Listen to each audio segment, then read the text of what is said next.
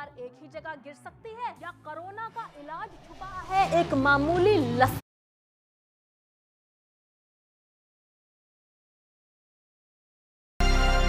नमस्कार और स्वागत है आपका मेरे शो में जिसका नाम है फेक और नॉट। मैं हूं मिथिका दत्त, जिससे फेक न्यूज से है एलर्जी और उसके खिलाफ मैं करती हूं एनर्जी, और सच्चाई का एक और डोज लेके मैं आई हूं वापस आज।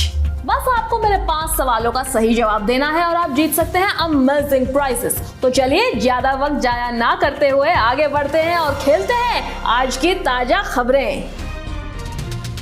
दर्शकों, हमारी ये खबर आ रही है सीधा हॉलीवुड से, जहां होते हैं ऑस्कर अवार्ड्स। आप जानते ही होंगे कि फिल्मों से जुड़े किसी भी इंसान के लिए एक ऑस्कर कितना महत्वपूर्ण होता है। जब हम भारतीय ऑस्कर के बारे में सोचते हैं तो एक ही फिल्म याद आती है, स्लमडॉग मिलियनेयर, जिसके लिए ए.आर. रहमान, रसूल पुकुटी और गुलजार साहब घर लाए थे ऑस्कर की कई सुनहरी प्रतिमाएं। लेकिन भारत की कई जानी मानी हस्तियों को मिला है ऑस्कर, जिसमें से एक है प्रसिद्ध निर्माता सत्यजीत रे।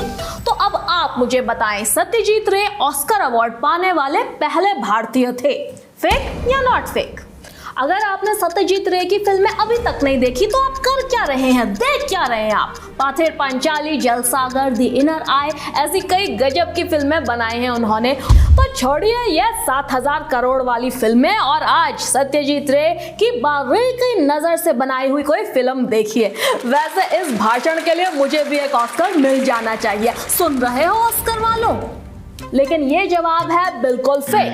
सत्यजीत रे को ऑस्कर जरूर मिला था। वो ऐसे पहले भारतीय थे जिन्हें ऑनररी एकेडमी अवार्ड मिला था 1992 में। लेकिन ऑस्कर पाने वाली पहली भारतीय थी भानु अथैया। उन्हें मिला था ऑस्कर 1983 में रिचर्ड एटनबरो की फिल्म गांधी के लिए फॉर बेस्ट कॉस्ट्यूम डिजाइन।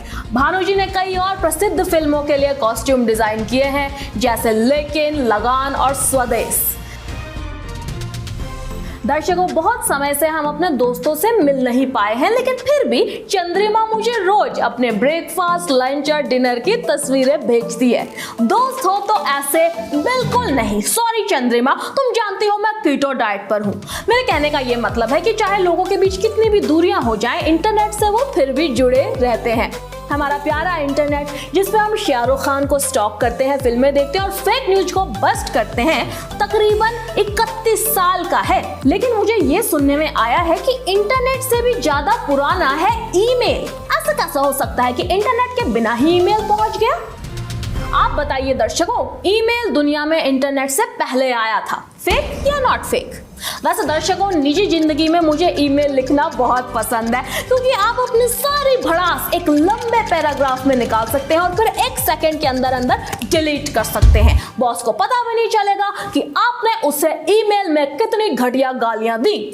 मेरा मतलब है कि ये खबर है बिल्कुल नॉट फेक। जी हाँ दर्शकों, वास्तव में ईमेल इंटरनेट से काफी पहले आया था। ईमेल की उम्र कुछ 55 साल की है। ईमेल का पहला उदाहरण मेल बॉक्स नामक प्रोग्राम था, जो MIT में इन्वेंट हुआ था, वो भी 1965 में। MIT यानी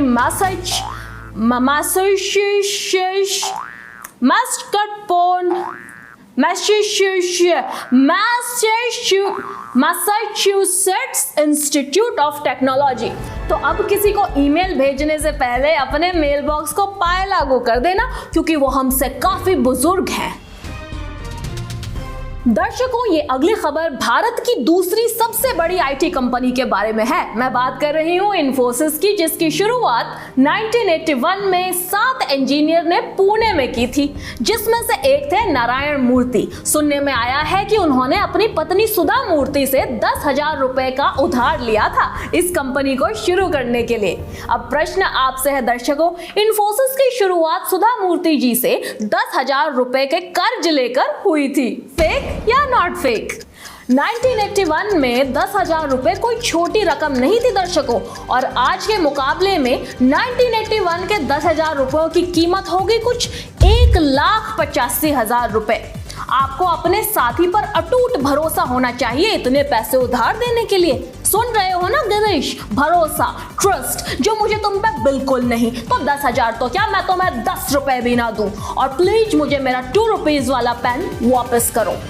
और जवाब है बिल्कुल नॉट फेक। ये बात बिल्कुल सच है कि सुधा मूर्ति जी ने इन्फोसिस के लिए अपने पति को 10,000 रुपए दिए थे और मार्च 2019 में इस कंपनी का मार्केट कैपिटलाइजेशन था $46.52 बिलियन। कुछ सीखो इनसे, आज ही पैसों को सही जगह इन्वेस्ट करो और गिरीश मेरे पेन के बारे में मत भूलना। ब्रेकिंग न्यूज, मध्य प्रदेश में दिखा पीले मेंढकों का झुंड और कई लोगों का मानना है कि ये निकल आए हैं कोरोना वायरस की वजह से।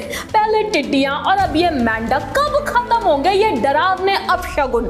कब मानवता को राहत मिलेगी कोरोना वायरस से? कब पहुंचेगी मेरी दाल मखनी? भैया आधा घंटा हो गया है।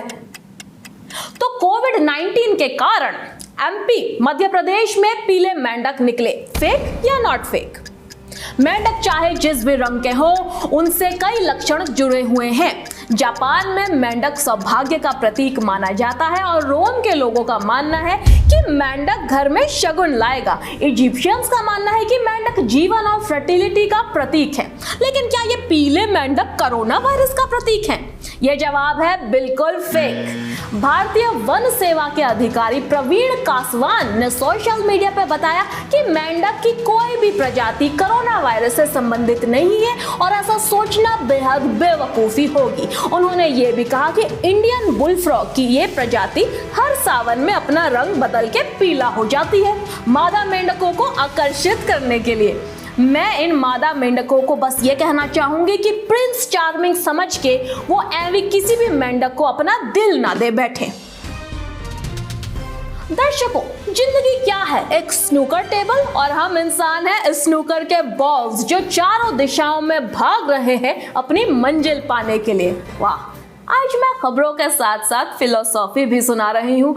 शायद आज नाश्ते में पोहे के साथ मैंने एरिस्टोटल भी खाया है। खैर, बात करते हैं स्नूकर की, जिसके बारे में मुझे खबर मिली है कि ये खेल जबलपुर में इजाद हुआ था।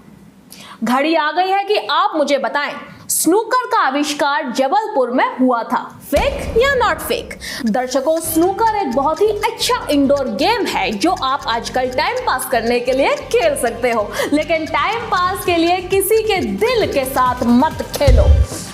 आज एरिस्टोटल जी कुछ ज्यादा ही छा गए। एनीवे, और इस सवाल का जवाब है नॉट फेक।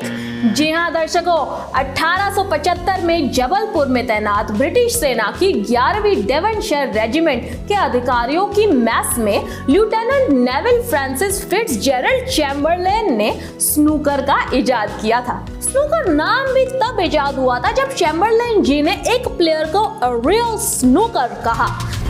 चलिए बढ़ते हैं अगली खबर की ओर। उप्स, लगता है आज का टाइम यही खत्म हो गया, तो मैं जमशेदपुर के सोना बनाने वाले चूहे की खबर आपको कभी और सुना दूंगी। अगर आपने 5 सवालों के सही जवाब दिए हैं तो आप प्राइज जीत गए हैं। जानने के लिए बस नीचे स्क्रीन पे बटन दबाएं। तो मिलते हैं कल